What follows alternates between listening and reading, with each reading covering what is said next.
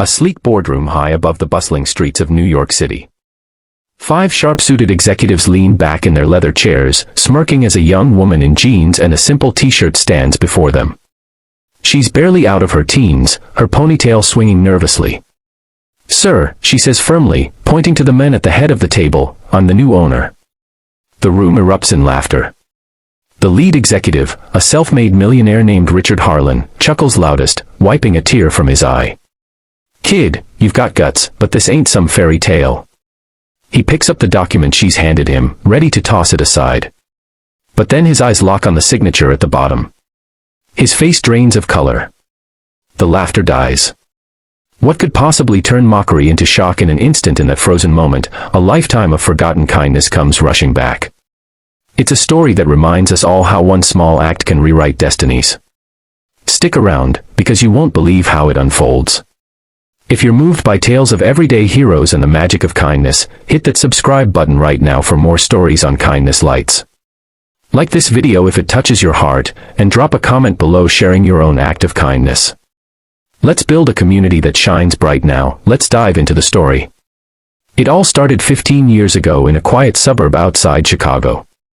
Richard Harlan was already climbing the corporate ladder, a driven young exec at Harlan Industries, a massive manufacturing firm owned by the legendary tycoon, Elias Harlan, no relation, just a coincidence that Richard had leveraged to get his foot in the door.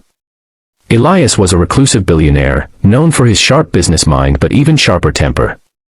He'd built his empire from nothing, but age was catching up, and whispers swirled about who would inherit it all since he had no family left. One rainy afternoon, Elias was driving his vintage Cadillac through a rundown neighborhood, far from his penthouse world. His tire blew out, stranding him in the pouring rain. Cars zoomed by, ignoring the old man fumbling with a jack. Elias cursed under his breath, his arthritis flaring up, making the task impossible. That's when a teenage girl named Mia appeared, umbrella in hand, her school backpack soaked. She was 16, from a modest family, her dad a factory worker, her mom a nurse. Without a word, she held the umbrella over him and knelt in the mud to help change the tire. "I've got this, sir," she said with a warm smile. "My dad taught me last summer." Elias grumbled at first, not used to accepting help. But Mia chatted away, sharing stories about her dreams of going to college, how she volunteered at the local shelter, and how kindness was the one thing her family could always afford to give. She didn't know who he was. To her, he was just an old guy in need. When they finished, Elias offered her money, but she waved it off. "Pay it forward, that's all," she said, handing him a soggy note with her name and a simple drawing of a sun, her way of brightening days. Elias drove off, touched but soon buried in his busy life. Mia went home, never thinking twice about it. Years passed. Richard rose through the ranks at Harlan Industries, becoming Elias's right-hand man.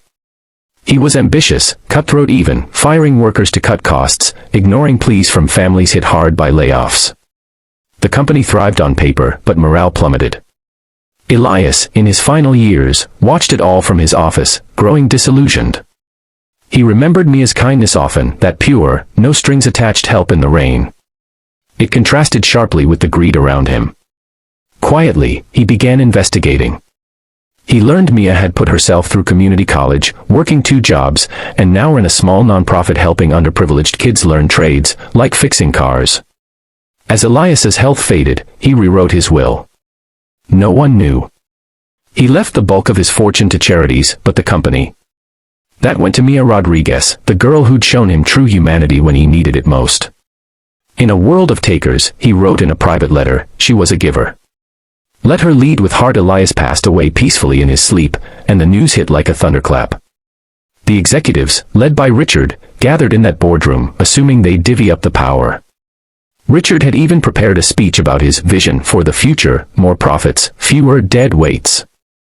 Then Mia walked in, unannounced, clutching the legal documents. She was 31 now, still modest in her appearance, but with a quiet confidence earned from years of helping others. "Sir, I'm the new owner," she repeated, her voice steady despite the butterflies in her stomach. The men burst out laughing. Richard, sipping his coffee, nearly spit it out. "Sweetheart, this is a billion-dollar company, not a lemonade stand. Who put you up to this? Some prank show?" His cronies joined in, one slapping the table in amusement. Mia stood tall, sliding the will across the glass surface. "Read it," she said simply. Richard scanned the pages, his smirk fading. There it was, Elias Harlan's unmistakable signature, bold and looping, just like on every contract Richard had ever seen. The document was ironclad, verified by the best lawyers. Mia was indeed the heir. The room fell silent. Richard's hands trembled. This can't be," he muttered. But it was. Flashbacks hit him, Elias mentioning a rainy day story, in passing, how he'd started a scholarship fund anonymously in Mia's name. Richard realized he'd missed the signs, too focused on his own climb. Mia didn't gloat. Instead, she sat down and spoke from the heart. "I didn't ask for this, but Mr. Harlan saw something in me, a belief in people over profits. We're going to change things here. Reinstate those laid-off workers, invest in community programs, make this company a force for good."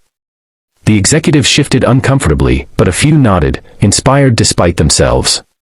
Richard, humbled, eventually resigned, starting his own small venture where he learned to lead with empathy. In the months that followed, Harlan Industries transformed. Under Mia's guidance, profits soared, not from cuts, but from loyal employees and innovative ideas born from kindness. Mia's nonprofit merged with the company, training thousands, creating jobs, and spreading hope across America. She never forgot that rainy day. It became the company's motto, "Pay it forward." And that's the power of kindness. It's not always loud or flashy, but it echoes forever. One act in the rain changed an empire, proving that in our fast-paced world, a helping hand can